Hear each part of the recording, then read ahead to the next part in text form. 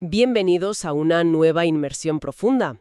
Hoy es miércoles 11 de marzo de 2026 y tenemos por delante un análisis verdaderamente cautivador. Así es. Nos encontramos en pleno contexto litúrgico del miércoles de la tercera semana de Cuaresma, un momento de reflexión profunda para muchas personas. Y el texto que nos sirve de brújula hoy es un pasaje sumamente intrigante del Evangelio de Mateo, concretamente el capítulo 5, versículos del 17 al 19. Un texto fascinante. Nuestras fuentes de hoy se agrupan bajo un título que ya de por sí genera mucha curiosidad, que es el cumplimiento de la ley. La misión de este análisis detallado es explorar cómo interactúan las reglas establecidas con su propósito final. Porque, la relación del ser humano con las normas siempre ha sido un terreno complicado. Es un placer estar aquí para analizar este documento. Y creo que es vital establecer desde el principio el marco adecuado. Acercarse a este texto como si fuera un simple manual de comportamiento o un código penal antiguo, sería un error inmenso. Totalmente. Lo que tenemos entre manos es una profunda declaración de intenciones. Es un mapa sobre cómo entender el espíritu que reside detrás de las normas que gobiernan la conducta humana. Es muy fácil perderse en la letra pequeña, en la burocracia de la moralidad, y olvidar el panorama completo. Y eso es precisamente lo que este pasaje intenta abordar frontalmente. Pues para que la audiencia sepa con exactitud el material que estamos manejando, voy a compartir la lectura exacta de nuestra fuente. El texto dice así: «No penséis que he venido a abolir la ley o los profetas. No he venido a abolirlos, sino a darles cumplimiento. Porque en verdad os digo que hasta que pasen el cielo y la tierra, ni una jota ni una tilde pasará de la ley hasta que todo se haya cumplido. Por tanto, el que relaje uno de los más pequeños de estos mandamientos y enseña a otros a hacer lo mismo, será llamado el más pequeño en el reino de los cielos, pero el que los cumpla y los enseñe será llamado grande en el reino de los cielos». Palabra del Señor. ¿Y qué palabras? Vale, vamos a desgranar esto, porque a simple vista hay una aparente contradicción, o al menos un choque brutal de expectativas. Si alguien tiene que salir ante una multitud y decir explícitamente «no penséis que he venido a abolir la ley», es porque claramente había un sector inmenso de la población que creía exactamente eso. ¿Qué estaba ocurriendo en ese contexto histórico para que la gente pensara que este mensaje consistía en destruir las reglas desde sus cimientos? Lo fascinante aquí es el contexto histórico y la psicología del momento. Tenemos que situarnos en la Judea del siglo I. Estamos hablando de un pueblo bajo ocupación militar romana, donde la identidad nacional y religiosa pendía de un hilo. Estaban a la defensiva, claro. Muy a la defensiva. Para los líderes religiosos de la época, como los fariseos, la ley y los profetas, no eran solo textos espirituales. Eran el muro de contención que evitaba que su cultura fuera asimilada y destruida por el Imperio Romano. Ya. Habían construido lo que ellos llamaban un cerco alrededor de la Torá, cientos de reglas adicionales muy minuciosas sobre cómo lavarse las manos, qué comer, cuántos pasos dar en sábado, todo para asegurar que nadie rompiera accidentalmente una ley mayor. Entonces, cuando aparece una figura que sana a personas en el día de descanso y que pone el énfasis en la compasión externa por encima del ritual externo, Entran en pánico. pánico absoluto. Ven a un anarquista, ven a alguien que viene con un mazo a derribar el edificio que los mantiene a salvo. Pero siendo justos con esos líderes religiosos, ¿no tenían algo de razón en preocuparse? Si tienes una sociedad que se sostiene sobre un conjunto de normas muy específicas y de repente alguien empieza a decir que lo que importa es la intención, ¿no es eso una receta para el caos? Es normal que pensaran que estaba dinamitando las reglas. Desde su perspectiva de supervivencia, el miedo era lógico. Y por eso la aclaración del texto es tan brillante. Aquí radica la diferencia crucial que plantea el pasaje entre dos conceptos fundamentales en el idioma original: abolir y dar cumplimiento. Ajá. La palabra griega para abolir es katalio, que significa destruir, derribar, hacer pedazos hasta dejar solo los escombros. Es ignorar por completo lo que había antes. Sin embargo, dar cumplimiento, pleroo, es un proceso de maduración. Es llevar una norma a su máxima expresión, a su propósito final. Para entenderlo visualmente, es la diferencia entre talar un árbol con un hacha y, por el contrario, regar y cuidar ese árbol hasta que dé su fruto. Me gusta esa analogía. El fruto no destruye al árbol ni a sus raíces. De hecho, es su razón de ser. Exacto.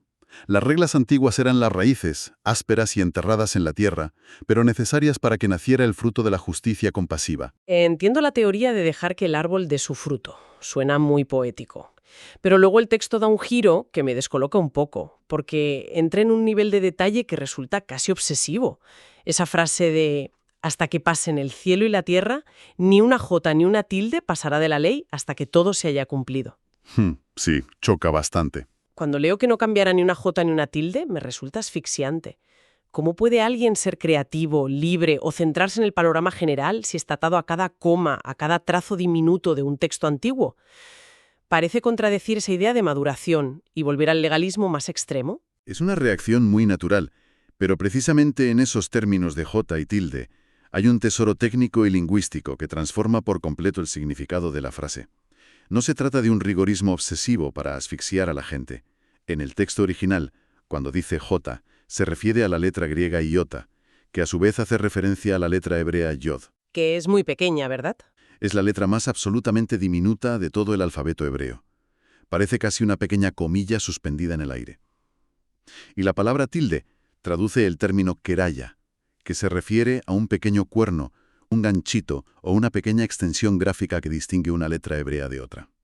Estamos hablando de algo parecido a la pequeña línea que diferencia una letra O mayúscula de una letra Q en nuestro alfabeto. Eso es. Pero en hebreo, las consecuencias de omitir ese pequeño trazo son abismales.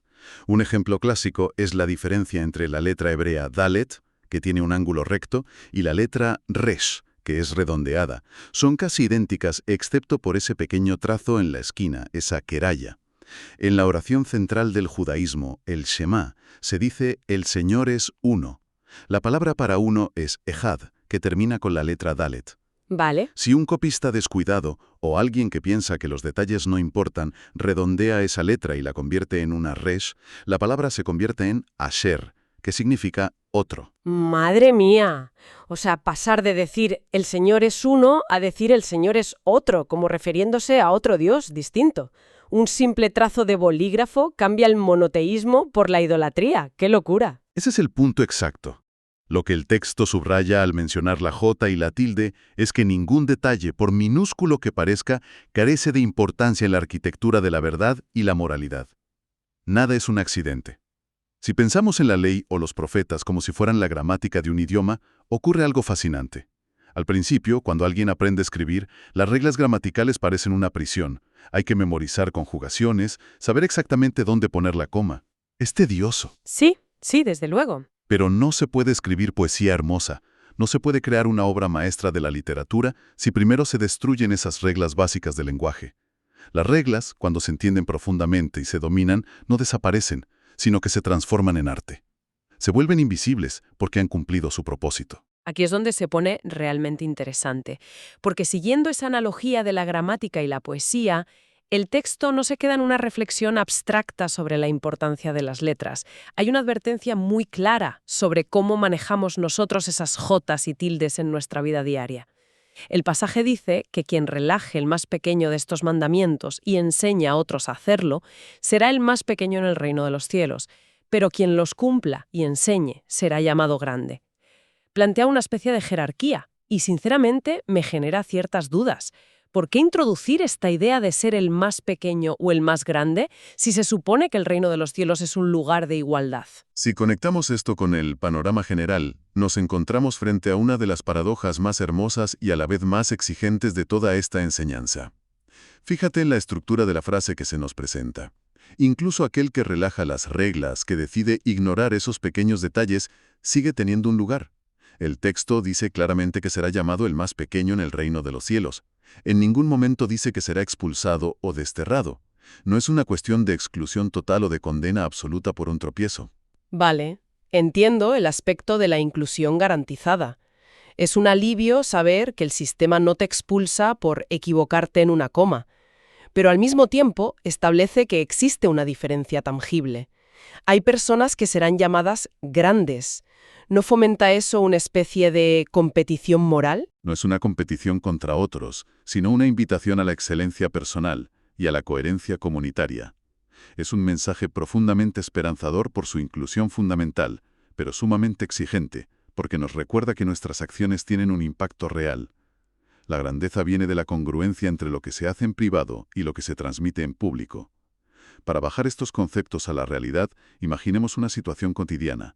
Pensemos en una figura parental que un día, para evitar una pequeña multa de aparcamiento o salir de un apuro, le dice a su hijo que mienta al revisor del tren sobre su edad para no pagar billete. Claro, la famosa mentira piadosa. Algo que mucha gente consideraría totalmente inofensivo. Exacto. Parece una minucia, una pequeña jota o tilde de la moralidad que se acaba de relajar. Quien hace eso no se convierte en un monstruo desterrado de la sociedad, sigue siendo parte de la familia humana. Pero, ¿qué le está enseñando a ese niño de forma silenciosa? Le está enseñando que la verdad es subjetiva, que las reglas de integridad se pueden doblar si resulta inconveniente seguirlas. Con el tiempo, esa pequeña coma que se ha quitado de la frase moral altera por completo el significado de la integridad para esa persona joven. En cambio, quien mantiene esa integridad incluso cuando es incómodo, no solo está cumpliendo una regla, está enseñando a la siguiente generación que la honestidad tiene un valor supremo. Esa es la persona que el texto describe como grande. Ese ejemplo de la mentira piadosa ilustra perfectamente el impacto del que hablamos. Es como el efecto mariposa de la moralidad. Quitas un pequeño trazo de tu integridad en un momento dado y de repente toda la oración de tu vida significa otra cosa completamente distinta. Entonces, ¿qué significa todo esto para nuestro contexto actual? Porque quienes nos escuchan hoy, en pleno año 2026, viven en una sociedad diametralmente opuesta a la Judea del siglo I. Vivimos bombardeados por una sobrecarga brutal de información, leyes burocráticas infinitas, algoritmos que dictan lo que podemos o no podemos decir. Vivimos ahogándonos en un mar de reglas. ¿Cómo puede alguien aplicar esta diferencia sutil entre abolir y dar cumplimiento a las reglas de su propia vida diaria sin volverse loco? Es el gran desafío de nuestra era, y creo que podemos aprender mucho de cómo los primeros lectores de este texto afrontaron ese mismo dilema. Lo que descubrieron, y lo que aplica perfectamente a la sociedad del 2026, es que debían ejercitar un profundo pensamiento crítico frente a la ley. A quienes nos escuchan hoy, la invitación silenciosa de este pasaje es evitar caer en dos trampas modernas muy comunes. La primera trampa es convertirse en un autómata, seguir las normas ciegamente, lo que solemos llamar cumplir con la letra de la ley. A menudo vacía la acción de todo su significado humano. Si alguien cumple las reglas de su empresa solo por miedo al castigo, se convierte en un simple burócrata de la moralidad, sin empatía ni convicción. Así es. La segunda trampa es el cinismo, que el texto equipara con la idea de abolir. Consiste en adoptar una postura de superioridad y desechar cualquier norma, cualquier tradición moral o regla de convivencia, bajo la excusa de que son construcciones antiguas u obstáculos para la libertad individual. Eso, en el fondo, es una muestra de arrogancia intelectual. El camino del cumplimiento del que habla el texto requiere algo mucho más difícil. Requiere que nos detengamos ante la regla, por pequeña que sea esa jota o esa tilde, y busquemos su valor inherente. Implica preguntarse qué intentaba proteger esta norma en su origen. Es decir, buscar el espíritu que animó la creación de esa ley antes de decidir si la seguimos mecánicamente o la descartamos por completo. Precisamente. Cuando descubrimos ese núcleo compasivo o justo detrás de una norma, obedecer deja de ser una imposición externa y asfixiante. Se convierte en una afirmación interna. Esa es la manera real de cumplir, elevando la norma a su verdadero propósito. El cumplimiento no es repetición mecánica, es encarnar el valor que la regla intentaba enseñar. ¿Qué forma tan clarificadora de enfocarlo? Es un cambio de mentalidad absoluto que transforma las reglas. En lugar de verlas como muros grises que nos encierran y limitan, podemos verlas como andamios necesarios que nos ayudan a construir algo mucho más valioso y duradero en nuestro interior. Si hacemos un recorrido por todo el terreno que hemos explorado hoy, creo que la audiencia se lleva herramientas analíticas invaluables de este pasaje milenario. Primero hemos diseccionado la inmensa diferencia entre abolir y cumplir, entendiendo que no se trata de demoler el pasado con un hacha, sino de llevarlo a su madurez, permitiendo que las raíces den su fruto. Segundo, nos hemos adentrado en la precisión lingüística de la yod y la querayá, asombrándonos con la importancia vital de los detalles más pequeños. Hemos comprendido cómo un simple trazo puede cambiar el significado de todo. Y por último, hemos debatido sobre la jerarquía del reino, viendo que la verdadera grandeza en este contexto no viene de una perfección robótica ni de una competencia moral, sino de la integridad de vivir y enseñar con el ejemplo genuino. Es un excelente sumario de los ejes centrales del texto. Y recogiendo todas estas ideas, esto plantea una pregunta importante. Una reflexión provocadora que creo que merece quedar resonando en la mente de quien nos escucha hoy. Hemos hablado extensamente de cómo el mensaje original no buscaba borrar las reglas, sino darle su significado completo, llevarlas a su plenitud de amor y justicia. Pero si miramos nuestras propias dinámicas sociales, nuestras familias, nuestros entornos de trabajo, ¿con cuánta frecuencia nos obsesionamos con defender la jota y la tilde de nuestras propias reglas, castigando a otros por no cumplir nuestras pequeñas manías, olvidando por completo el propósito final? ¿Cuántas veces defendemos la letra de la ley pero pisoteamos el cumplimiento del amor, la comprensión, la misericordia y la justicia que esas mismas normas pretendían proteger en un principio? Es un terreno inmensamente fértil para la introspección personal. Una pregunta contundente, sin duda. Un reto directo para mirar nuestras propias vidas, revisar nuestros andamios y asegurarnos de que no estamos adorando las reglas por encima de las personas a las que esas reglas deben servir. Y para cerrar nuestra inmersión de hoy, y siguiendo la pauta litúrgica y temática establecida para esta sesión, invito a quienes nos acompañan al otro lado a unirse en una breve oración conclusiva directamente conectada con la esencia transformadora de este pasaje del Evangelio de Mateo 5, 17, 19. Señor, te pedimos la gracia de no buscar atajos ni relajar aquello a lo que nos llamas, sino de buscar siempre el cumplimiento perfecto de tu voluntad. Ayúdanos a comprender el espíritu profundo de tus enseñanzas para que, viviendo y enseñando con integridad desde los detalles más pequeños, podamos ser llamados grandes en tu reino. Amén. Amén. Ha sido un recorrido absolutamente fascinante. Muchísimas gracias por acompañarnos en este análisis a fondo. Esperamos que quienes nos escuchan vuelvan a acompañarnos con entusiasmo mañana en nuestra próxima inmersión en el conocimiento, donde seguiremos descubriendo, cuestionando y desgranando textos juntos. ¡Hasta la próxima!